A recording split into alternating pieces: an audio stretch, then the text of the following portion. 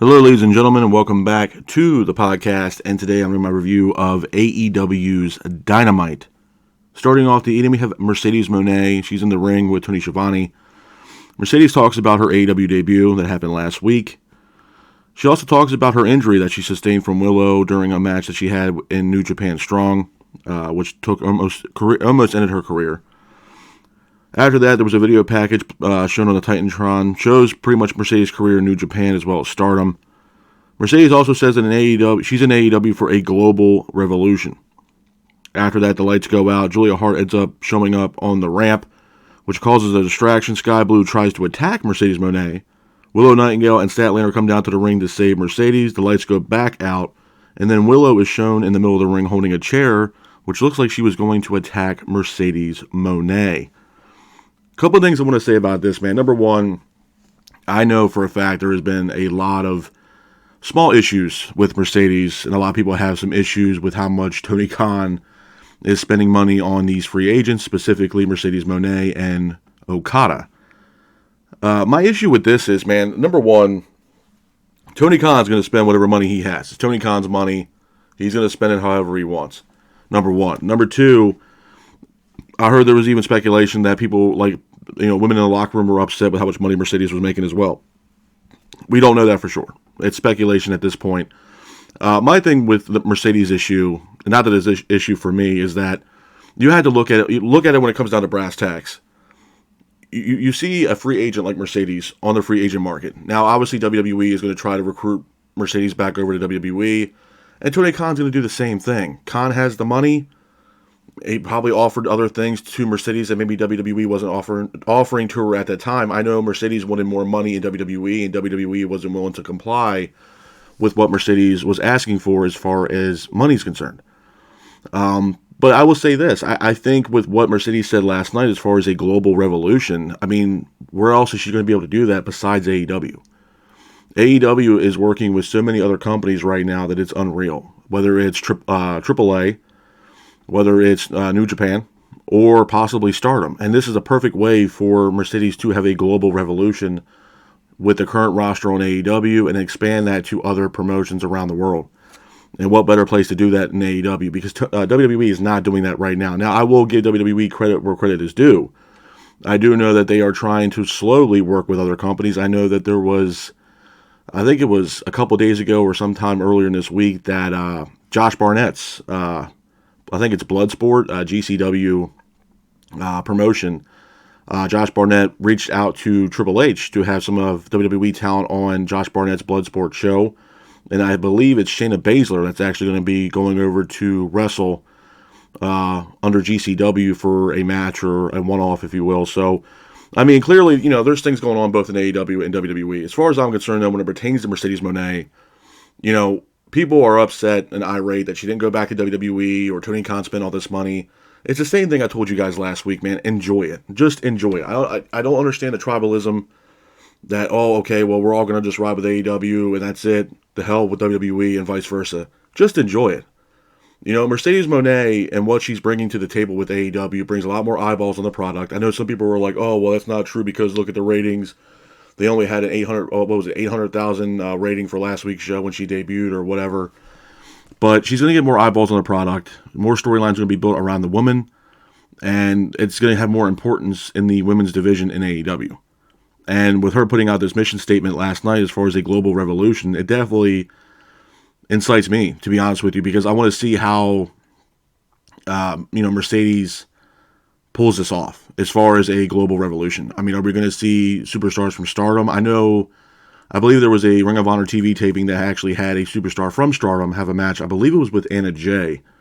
So it does look like Tony Khan is working with the people over there in Stardom and vice versa. So, I mean, again, this could be something that could be very huge for AEW in the foreseeable future, especially when it pertains to the Forbidden Door, when there's been a lot of speculation that the Forbidden Door this year is going to be absolutely insane with AEW working with not only New Japan, but AAA, or CMML, I'm sorry, not AAA, CMML, Stardom as well, and New Japan Pro Wrestling. So I'm all for it. And I think this is the best way one of the things that, Mercedes was talking about as far as a global revolution is concerned, especially when it pertains to the women's side of AEW. So I'm all for it. Moving on from that, we go into our first official match of the night. It is Eddie Kingston defending the Continental Championship against Okada. I thought this was a good match, man. It was a back-and-forth matchup between Kingston and Okada. Okada hits a DDT on Kingston on the outside. Okada was keeping the pace of the match. Eddie gets up, hits a running forearm on Okada in the middle of the ring. Okada gets up, hits a devastating drop kick on Eddie Kingston. Kingston then gets up, hits a spinning back fist on Okada for a near fall. Kingston and Okada then both exchange in the middle of the ring, with Eddie Kingston hitting an enziguri on Okada, but Okada gets up, hits his signature Rainmaker on Eddie Kingston, pins for the 3, and your winner of the match and new Continental Champion is Okada. After the match, Pac is shown on the stage staring down Okada, and it looks like Pac will be the next challenger to Okada for Okada's Continental Championship, which I'm absolutely all for. A couple of things I want to say about this. I know a lot of people might be upset that Eddie Kingston lost the belt, and it's too soon, and Okada didn't really do anything to earn a title shot. To be honest with you, man, Eddie Kingston did a phenomenal job, in my honest opinion, with the Continental Championship. The tournament was great. It was one of the best things AEW has put on television in quite a while up to this point. And, Eddie Kingston came into that tournament as an underdog, and he came out victorious and became the new AEW Continental Champion. And Eddie Kingston's done a hell of a job with defending that belt, in my honest opinion. But I knew for a fact once this match was booked, there was no way in hell Okada was not going to win. AEW and Tony Khan are really building up Okada. Now, do I think Okada is going to be the ace for AEW? No, I do not. But I will say this. There was no way in hell they're going to have Okada lose now. Especially his first singles match, because you got to think the entire time Okada's been with AEW for the past few weeks, he's been in tag matches. Whether it's been teaming up with the Bucks on Dynamite or teaming up with the Bucks on Collision. So this was the first singles match for Okada since he signed with AEW. So there was no way Okada was going to take the L in this matchup. But with that being said, I'm excited to see, obviously, what happens next with Okada. It seems like his first title defense is going to be against Pac. So I'm all for it. I'm absolutely all for it. It's great to see Pac back in AEW. It's been quite a while since we've seen him in AEW. He's been out with, injury and visa issues and stuff like that. So it's great to see him back and obviously be the new number 1 contender for Okada's Continental Championship. So that's going to be a hell of a match. Who knows when that match takes place? It might happen in Dynasty as well. I know that's happening in April. So we're going to see what happens. And we're going to see what Okada does with this new title run that he is now on. So I'm definitely looking forward to that. But hats off to Okada for getting the win in that matchup and becoming the new Continental Champion. Moving on from that, we go into our next match of the night. It is Hook versus Chris Jericho. This was a solid match. It was a back-and-forth matchup between Hook and Jericho, with Hook quickly hitting a T-bone suplex on Jericho. Jericho looks like he has injured his neck. Hook was keeping the pace of the match. Hook then lands multiple German suplexes on Jericho. Jericho finally gets up, hits a lion salt on Hook. Hook then applies a red rum on Jericho, but the hold is broken. Jericho then goes for a walls of Jericho on Hook, but Hook counters it with a roll-up, pins for the 3, and your winner of the match is Hook. Hats off to Hook for getting the win in that matchup. Moving on from that, we have a Will Ospreay segment. Will Ospreay comes down to the ring. He's being interviewed by none other than Tony Schiavone. Ospreay talks about Bryan Danielson and what he's done on the Indies. Says that, Danielson also made comments about the fact that Ospreay couldn't, fill his shoes, if you will. Ospreay then talks about his time in New Japan, on all the accomplishments that he's had in New Japan, winning championships and stuff like that. And Ospreay had a crazy career in New Japan. Ospreay then calls out Shibata. Looks like Ospreay and Shibata will have a match next week. Ospreay then also pokes more fun at Bryan Danielson, kind of mocks Danielson as well. So this match between Ospreay and Danielson at Dynasty, I told you guys before, man, this match is going to be absolutely insane. And it, honestly, for what it's worth, it's probably the best versus the best. To be honest with you, and to be honest, and I said this last week too. Bryan Danielson, I believe it was last week. Bryan Danielson is on, I wouldn't say a full retirement tour, but he's on a retirement tour. He's crossing off all his T's and dotting his I's before he completely stops being a full-time wrestler. That doesn't mean he still won't wrestle, but it won't be as much. But, Danielson is trying to get as many matches that he wants underneath his belt before he almost kind of hangs up the boots, if you will. So, this is a dream match between Danielson and Ospreay. And, so far the matches that Ospreay has had in AEW since he's been with AEW now as a signed employee with AEW have been phenomenal. And I told you guys before, the match that he had with Takeshita at Revolution, to me, was probably match of the year candidate. It was a great match. Takeshita is severely underrated. And just having Ospreay and Takeshita in the middle of the ring, man, to me, it was a 5-star match. And to me, match of the year candidate, for sure. It was a solid matchup. So I'm definitely excited to see Ospreay and Danielson, which will take place at Dynasty. Moving on from that, we go into our next match of the night. It is a tag team matchup. It is Deonna Purrazzo teaming up with Thunder Rosa versus Mariah May and Toni Storm. I thought this was a good match. Back and forth matchup between both teams with Deonna and Rosa keeping the pace of the match. Rosa then hits a Death Valley driver on Mariah May. Storm then hits a hip attack on Toni Storm. Toni then goes for a pile driver, but Rosa counters it with a roll-up, pins for the 3, and your winners of the match are Deonna Purrazzo and Thunder Rosa. A couple things I want to say about this, man. Number one, this was a solid match for the women. Solid match. And honestly, it was kind of, at the end of the match, it was kind of like, wow. Especially when it pertained to Thunder Rosa, because to see Thunder Rosa actually pin the current AEW Women's Champion, to me, it seems like Thunder Rosa might be the next number one contender for Timeless Toni Storm's AEW Women's Championship, which might take place at Dynasty, which I'm all for it, because you got to think about it like this. When Thunder Rosa got injured, she had to relinquish that belt. She never lost it. She had to relinquish the belt and then deal with her injury. And she was out for quite a while. So, technically, Thunder Rosa never lost. And to see Thunder Rosa in this match and actually get the pinfall on the current AEW Women's Champion, man, is absolutely awesome. And honestly, if this does happen between Toni Storm and Thunder Rosa at Dynasty, I'm all for it. I'm all for it. If they have the build leading up to this match, I'm absolutely all for it. Now, I think Thunder Rosa is a great competitor. A great challenger to Toni Storm's AEW Women's Championship. And, if you guys watched Dynamite last night, Thunder Rosa got the pinfall on Toni Storm. So, to me, it makes the most logical sense that Thunder Rosa will be the next challenger to Toni Storm's AEW Women's Championship. So, I'm absolutely all for it. Moving on from that, we have Swerve's Open Challenge. Swerve announced earlier in the night that he was going to have an open challenge sometime last night on Dynamite. And the person who answered that call was none other than Butcher from Blade and the Butcher. Pretty much haven't seen him in quite a while on Dynamite. So it was a decent match, kind of warm-up match for Swerve, if you will. It was a back-and-forth matchup, but Swerve was keeping the pace. Swerve hits a house call on Butcher as well as a Swerve stomp. Swerve then quickly applies a submission hold on the Butcher. Butcher taps out, and your winner of the match is Swerve. After the match, Swerve grabs a microphone. He mocks Samoa Joe. Joe then comes down the ramp. He stares down Swerve. Joe says that Swerve lost in their match that they just recently had at Revolution, and that he has to get in the back of the line. Joe then mocks Swerve. Don Callis ends up showing up. He's standing on the stage with a microphone. He says that Takeshita should be the next person to challenge Samoa Joe for an AEW World Championship. And Swerve says, you know what, how about we get Swerve? Well, we'll get Swerve versus Takeshita next week on Dynamite. So that's going to be a hell of a match, man. Swerve versus Takeshita. Solid matchup. I have a lot of praise for Swerve.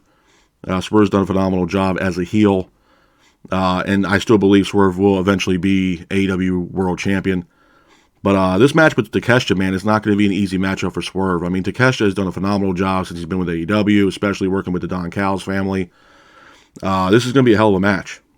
A top-notch match. So I'm definitely looking forward to this next week between Swerve and Takeshita. It's definitely going to be one hell of a match.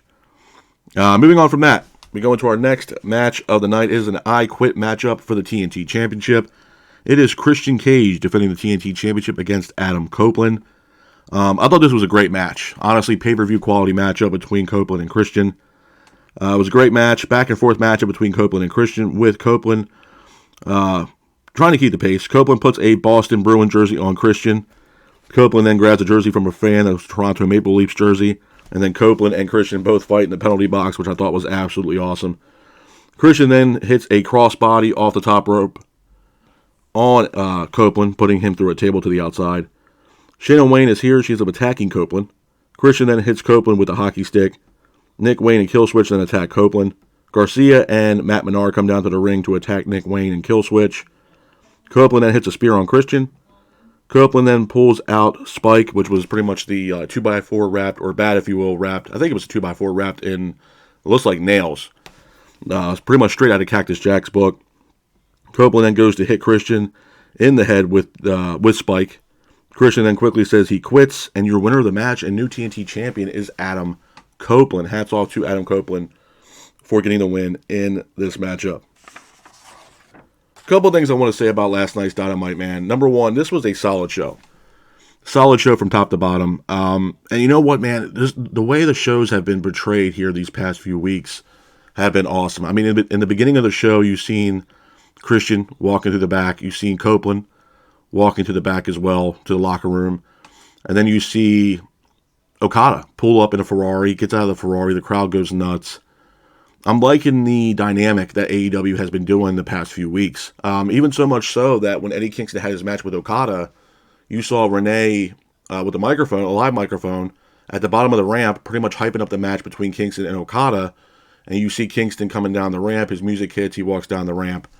So it was Renee pretty much hyping up this match between Kingston and Okada, which I thought was a nice touch, man. It kind of gave more importance to this matchup that we already knew was going to be a great match between Kingston and Okada. The other thing that I've been noticing, too, is just the overall shows. As far as storylines based are concerned, Dynamite has been dragging these storylines into other Dynamites for the past couple weeks, and I'm all for it. I mean, it definitely gets people invested in the storylines. The matches that are coming down the pike, obviously, for Dynasty, they're going to start building matches for that. I'm all for it. And the other thing I mentioned earlier, as far as, Okada not being the ace of AEW, it's no disrespect towards Okada. But if I was AEW, my ace for AEW right now would be Will Ospreay. I think Ospreay and what he's done, the matches he's had, the storyline he's in with Bryan Danielson right now, and the fact that he is a wrestler that's above a lot of other people in that company right now as far as talent's concerned. Not taking anything away from the men and women on that roster, but Will Ospreay is a special talent.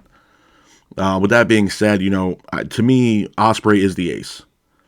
And like I said too, I mean, at the end of the day, they're all great talents. But Ospreay, to me, I told you guys before, when Ospreay came in officially to AEW, I would be attaching the rocket, if you will, to Ospreay and let him take AEW to the moon. Absolutely. And I think what perfect person to have that is Ospreay.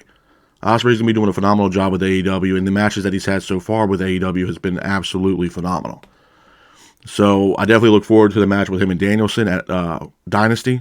It's going to be a crazy matchup, and I look forward to it. And like I told you guys, I think Danielson is just trying to cross all his T's and dot his I's before he kind of hangs up the boots from being a full-time competitor in AEW. But I don't see Danielson going anywhere anytime soon as far as not being with AEW. I think he's going to be with AEW for quite a while. But we also seen Mercedes Moné last night. And like I said earlier, I mean, a lot of people were upset with how much money she's currently making on her AEW deal and so on and so forth. And that the fact that she didn't go back to WWE. I mean, at the end of the day, man, just enjoy it. Just enjoy it as a fan, number one. Number two, who cares how much money she's making? Because I don't see anybody really complaining in AEW as far as the locker room is concerned. She's a top talent. She's a top free agent. And Tony Khan ended up securing a deal to get Mercedes Moné into AEW, and I'm all for it. I think it's a great addition to the roster, and it's a great addition to the women's side of AEW to get more eyeballs on their product as far as the women are concerned. Which takes me into Thunder Rosa. Thunder Rosa winning that match last night and getting the pinfall on the current AEW Women's Champion tells me that possibly Thunder Rosa will be the new number one contender to Tony Storm's AEW Women's Championship, and I'm absolutely all for it. I mean, like I told you guys earlier, this is something where, due to injury, Thunder Rosa never really lost that belt. She never lost it in a match. She had to relinquish the belt due to injury. So, I mean, the story kind of writes itself. And Tony Storm Thunder Rosa deserves a rematch for the AEW Women's Championship. So I'm absolutely all for that, and hopefully that match does take place here in the in the near future. So, I mean, it's going to be awesome, man. I like the pace that AEW has been on for the past few weeks, and they've been adding new things here and there within the show. And I'm absolutely all for it, man. I think, AEW, I told you guys last week and, weeks before that AEW is going to have one hell of a summer. And I think we're only getting the start of it, to be honest with you. I think this summer for AEW is going to be absolutely insane. And I'm locked in for it, man. I think this is going to be a great summer for AEW. I think it's going to be a great summer for professional wrestling as a whole, to be honest with you. I mean, everybody's also excited about Cody Rhodes and Roman Reigns and the whole Dwayne "The Rock" Johnson at WrestleMania. It's going to be a crazy, crazy year for all professional wrestling. and I'm absolutely all for it. So, with that being said, this is my review of AEW's Dynamite. I hope you guys are out there staying safe. Be careful, and remember, stay classic. Peace.